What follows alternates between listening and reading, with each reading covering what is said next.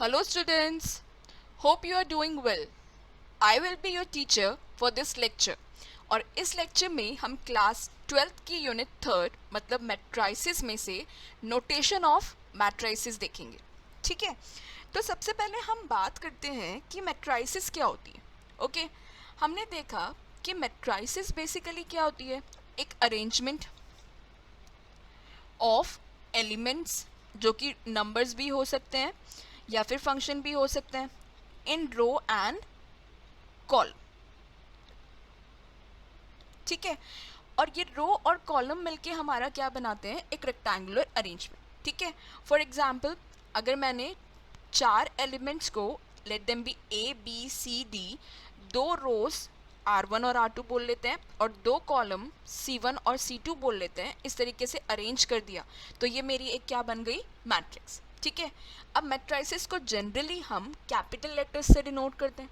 Okay, सो ये मैं मान लेती हूँ इसे मैट्रिक्स ए, जो कि मेरी एक मैट्रिक्स बन गई जिसमें 2 रो और 2 कॉलम है.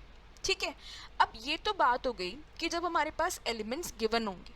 ठीक है, लेकिन कुछ केसेस ऐसे होते हैं जब हमारे पास एलिमेंट्स नहीं होते. ठीक है, तो उस केस में जो ये एंट्रीज होती हैं, ओके, उन्हें हम रिप्रेजेंट करते हैं बाय स्मॉल लेटर्स या फिर हम बोल सकते हैं स्मॉल केस अल्फ़ाबेट से, और उसका जो जनरल नोटेशन होता है वो हम देखते हैं. ठीक है, सो लेट अस सपोज कि हमारे पास m इंटू n एलिमेंट्स हैं जहां पे m और n दोनों क्या होंगे, नेचुरल नंबर्स. ठीक है, and we have to form a matrix with m rows and n columns. ठीक है, then it can be formed as, अब हमारे पास क्या है, total m into n elements हैं जिन्हें हमें m रोज और n कॉलम्स में अरेंज करना है. तो उसकी जो हम एक जनरल मैट्रिक्स फॉर्म कर सकते हैं, इसे हम नाम दे देते हैं a. वो हम कैसे फॉर्म करना स्टार्ट करते हैं, सबसे पहले हम इस मैट्रिक्स के अंदर टोटल m रोज बनाएंगे और n कॉलम्स बनाएंगे. ठीक है, first row, second row, third row, fourth row, ऐसे कितनी रोज, m रोज.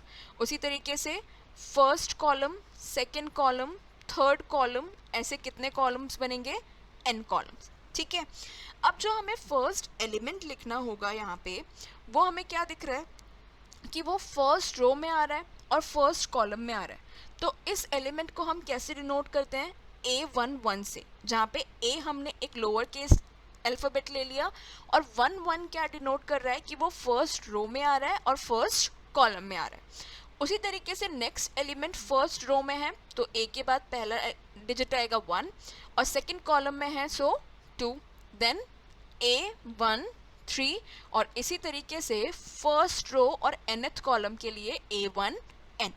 ओके, सेम कंसेप्ट को यूज करके second row first column, second row second column, second row third column up to second row and nth column.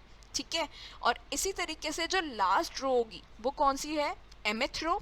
So AM1 mth row and first column, mth row second column, mth row third column up to mth row and nth column. तो इस तरीके से हम किसी भी एक matrix को general form में डिनोट कर सकते हैं. ठीक है, जहाँ पे हम हमेशा एलिमेंट को AIJ बोलेंगे, जो कि क्या बताता है, element in ith row and jth column. हमेशा सफिक्स में पहला नंबर जो है वो रो को डिनोट करता है और सेकंड नंबर किसको डिनोट करता है, कॉलम को. जहाँ पे आई जो है वो कहाँ से कहाँ तक वेरी करेगा, 1 से लेकर m तक, क्योंकि फर्स्ट रो से mth रो, और j जो है वो कहाँ से कहाँ तक वेरी करेगा, 1 से लेकर n तक. ओके, या फिर हम क्या कर सकते हैं, मैट्रिक्स को डिनोट करने का एक और तरीका होता है, A is equals to AIJ m/n। ये क्या बताता है, एक ऐसी मैट्रिक्स A जिसके अंदर एलिमेंट्स क्या होंगे, AIJ, जहाँ पे m बताएगा हमारी नंबर ऑफ रोज को और n बताएगा हमारे नंबर ऑफ कॉलम्स को। ठीक है, तो ये हमारा होता है notation of matrices. I hope you understood the explanation. Thank you.